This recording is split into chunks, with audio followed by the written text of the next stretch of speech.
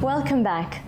In the 1970s, when times were tough and funds were low, the founding members of the Shree Radheshyam Mandir had a vision to build a much-needed place of worship for their local Hindu community. 15 years later, the dream was realized when members erected the impressive temple structure in Marlborough Gardens, Santon. Today, the Mandir welcomes not only members, but spiritual seekers and visitors from all over Gauteng. Sadhna paid a visit to learn more.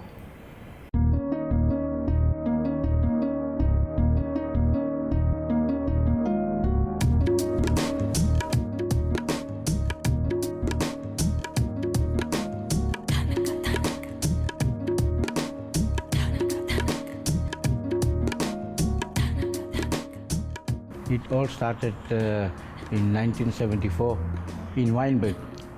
We used to stay in the old place. Then we formed a community there and we named Santon Hindu Samaj of this community.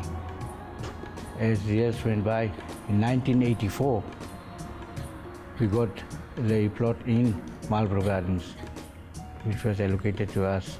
There was no temple, and we decided that we should do something for the community. And that's how we started.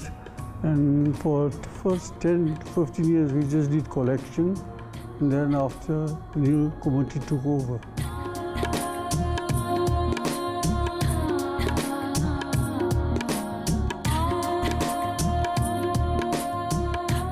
The collection was very difficult. We had to travel Cape Town, Kimberley, all over to gather money.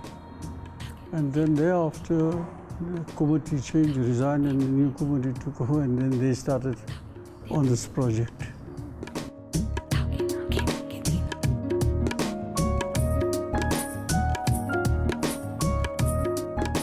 This hole where the Mandir is currently was, I think it was about 10 to 20. It was meant to be for houses, yeah. And they consolidated it to form one property, and we built our temple here.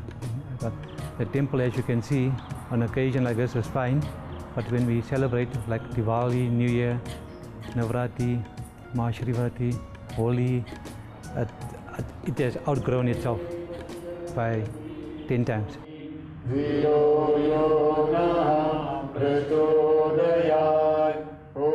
We were about 30 to 35 families at that time. Today we've grown to over 70, 80 families.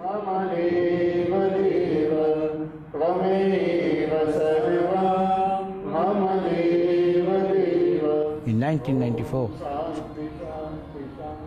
we imported murtis from India, which was also freighted free of charge by Air India. We were very lucky to have all the opportunities and donors. In 1994, we decided to open the Mandir.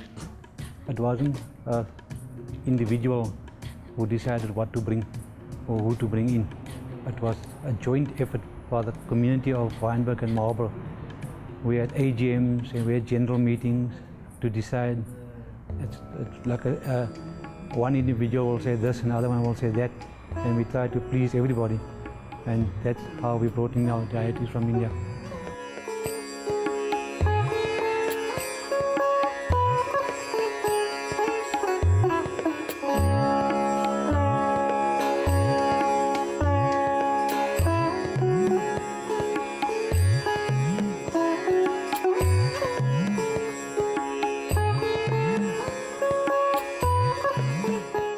Early in the morning, 7 o'clock, we have the small prayers, and then we have the Aarti.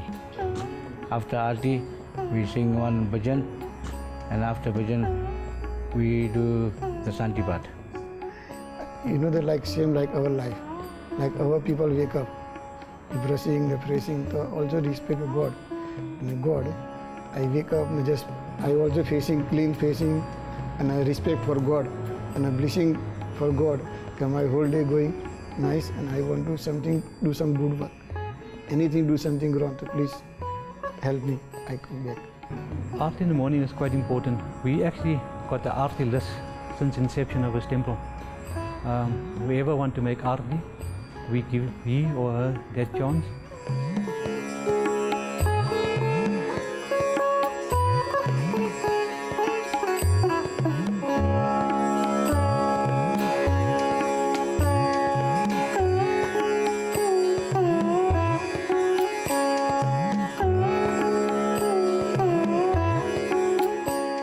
Gujarati school was formed around about 5 to 6 years ago.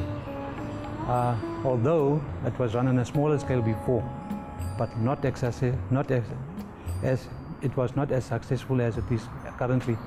We got independent body at the moment running Gujarati school. They call themselves the Santan Hindu Gujarati school. They're part of our Samaj.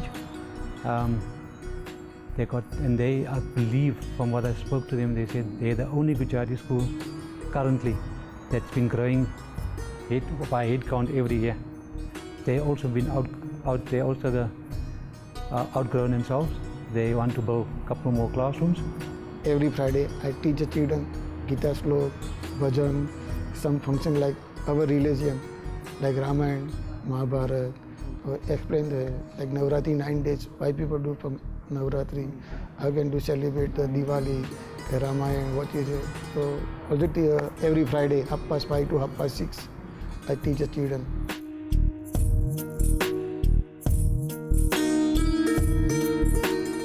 I'm very proud of it. And I hope the future children will still carry on and still expand on what is at the moment.